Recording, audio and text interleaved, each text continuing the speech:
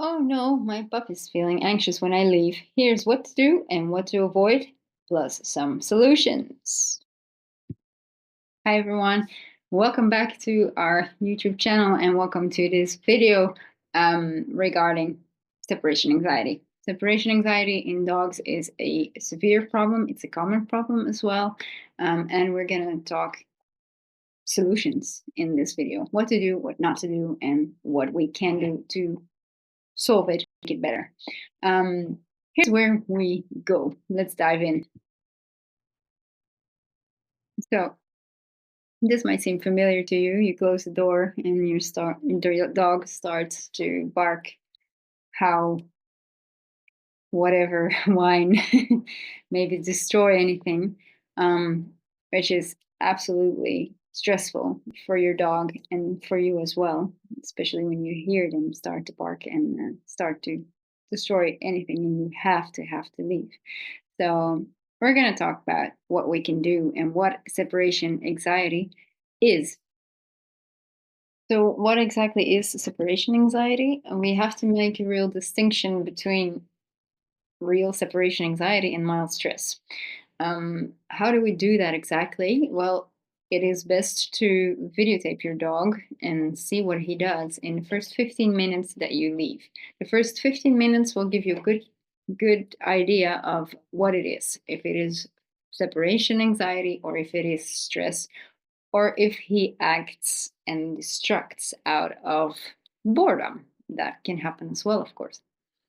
How do we determine if it's separation anxiety or not? So in those 15 minutes, we can see what the dog does. It's important to be very objective and to watch your dog do stuff and not intervene, because that will give you a good idea of what is happening exactly.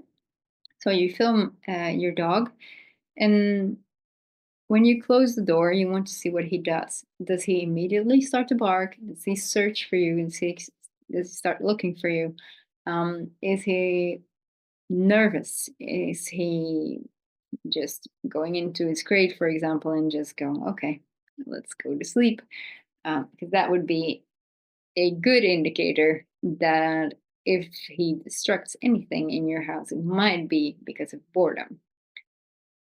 Anything else, so if he's like barking immediately, if he starts to scratch the doors, whatever, and you see that this persists after those 15 minutes, the initial 15 minutes, then we can say that it has to do with separation anxiety, so that it's a real separation anxiety. If that doesn't go on, if your dog just goes like 15 minutes and then, oh, yeah, okay, so they're not coming back. So, yeah, I'll better just go to sleep and see what happens next, right? That's not separation anxiety, that's stress. Of course, separation anxiety is stress, but that's a lot more severe stress than just thinking, oh, okay, yeah, all right, they're gone. I'm alone and I can deal with that. It's stressful in the beginning, but the stress subsides in over time when your dog is alone. So when your dog is struggling with separation anxiety, uh, best thing to do is what we're going to discuss a little bit further in this video.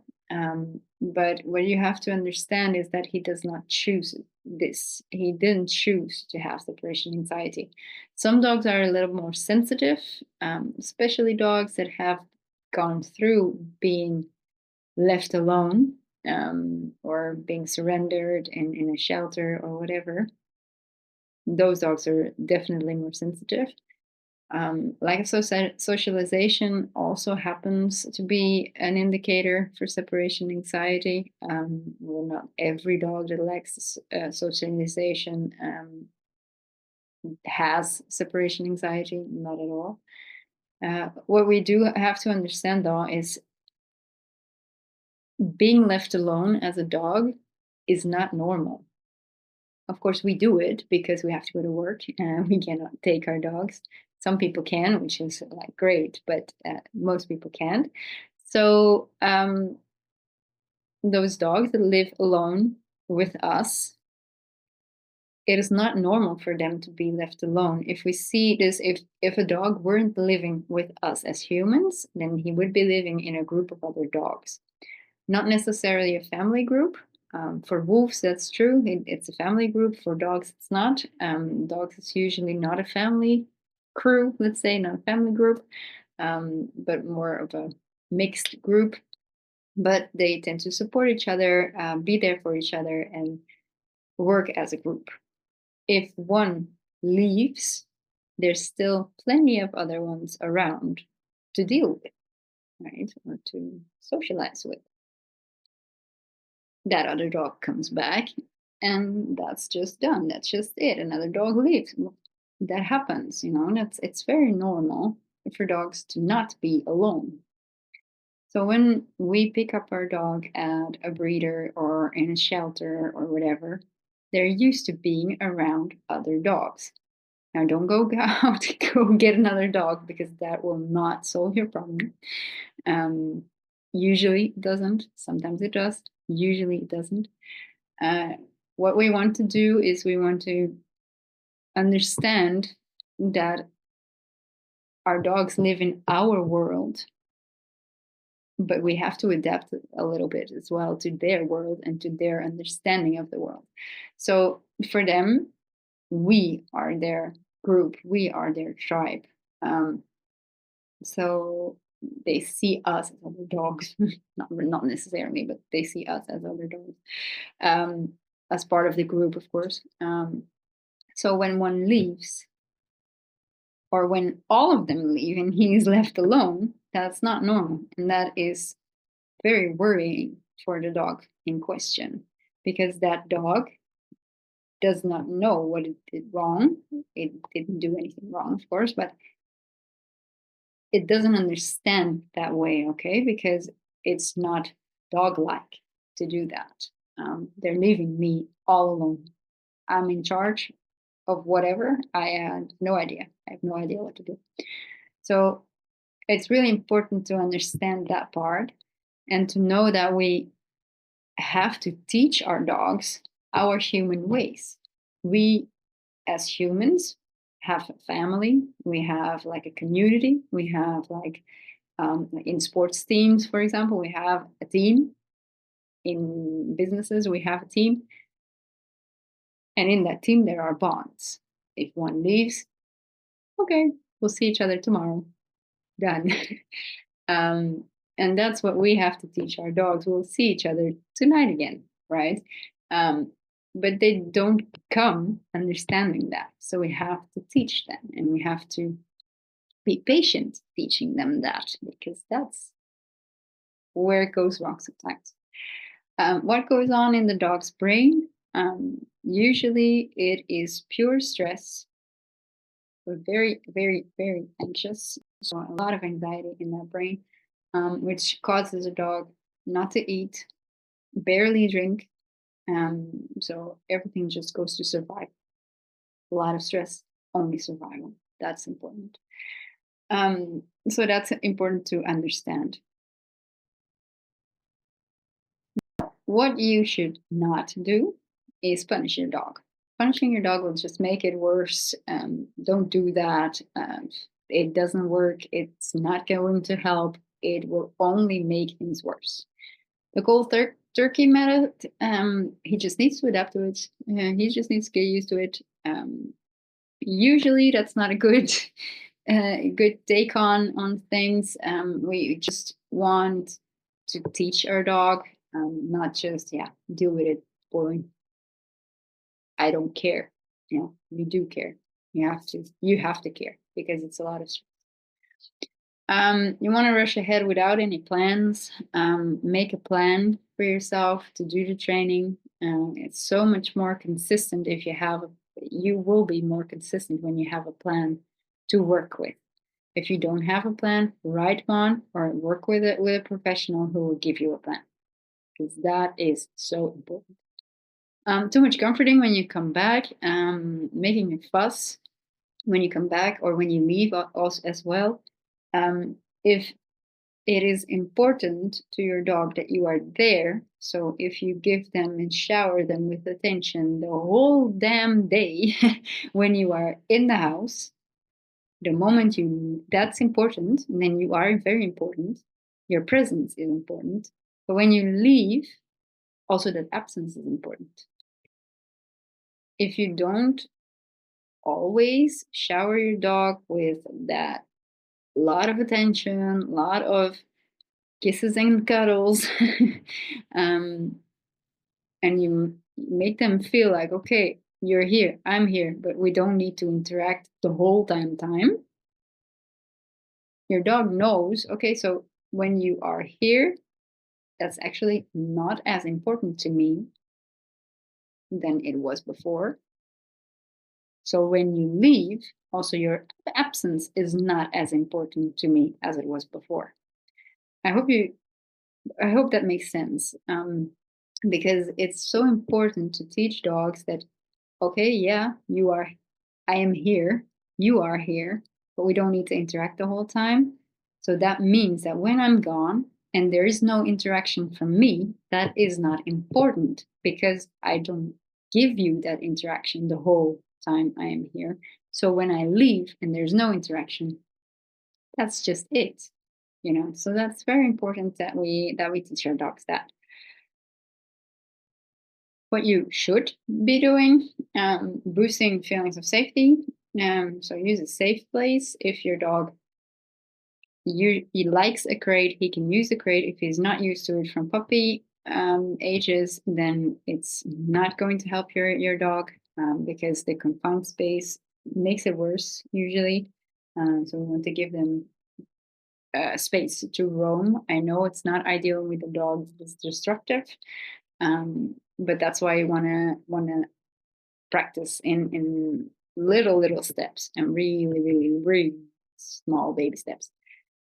Using smell and sounds also works. And like reggae music is considered to be one of the most soothing music genres in for dogs because it has this soothing tones to it. Smells. You can leave like t-shirts and stuff with your dog, but he will still know when it's time for you to come home.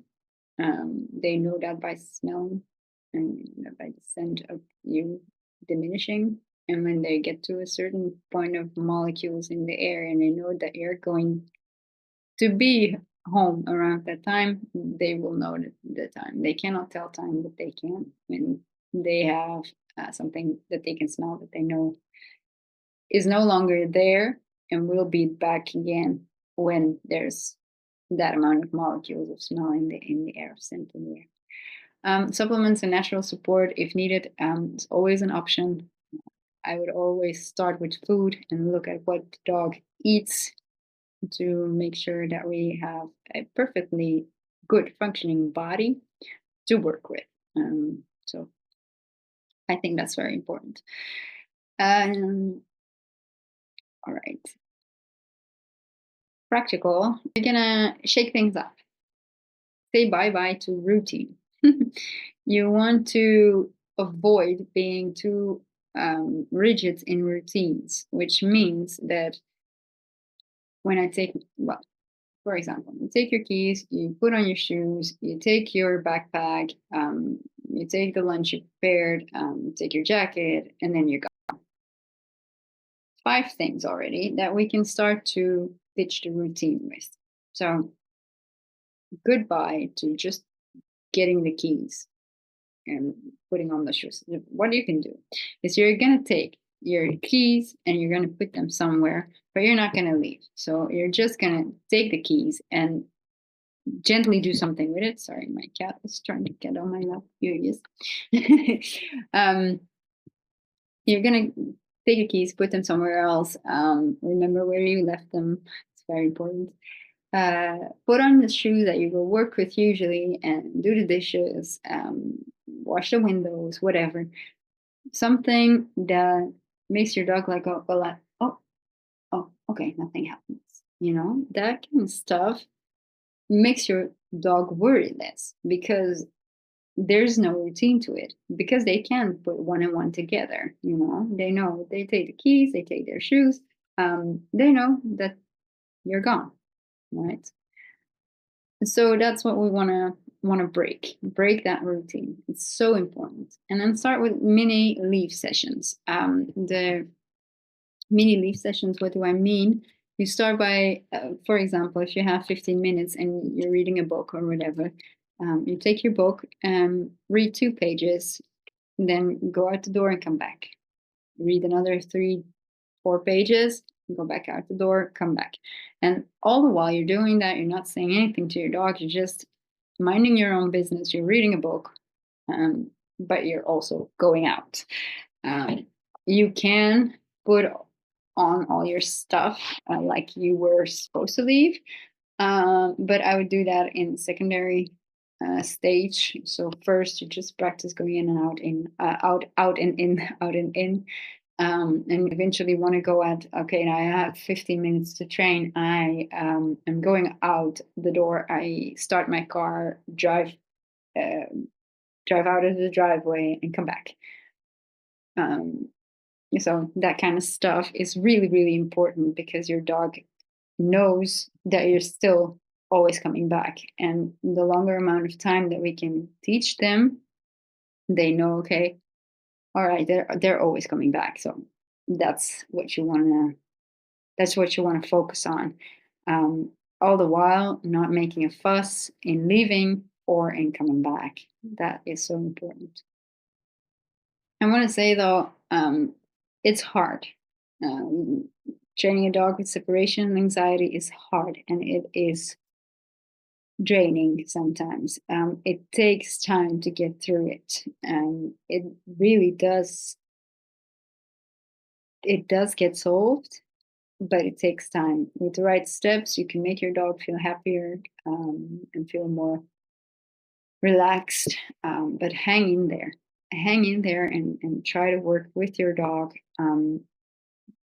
You take measures that you can get your dog into a dog daycare or a dog sitter or whatever. That your dog doesn't have to be alone. You have to go through all that stress because that's not helpful if it does happen still. But of course, you have to leave. There's no other way. Um, if you want to know more, I have an ebook written on separation anxiety, packed with tons of very helpful tips. The link is in the description. I hope you already learned a little bit from this video, and of course, I'll hope if there's anything you want to ask, you can always ask and send me an email.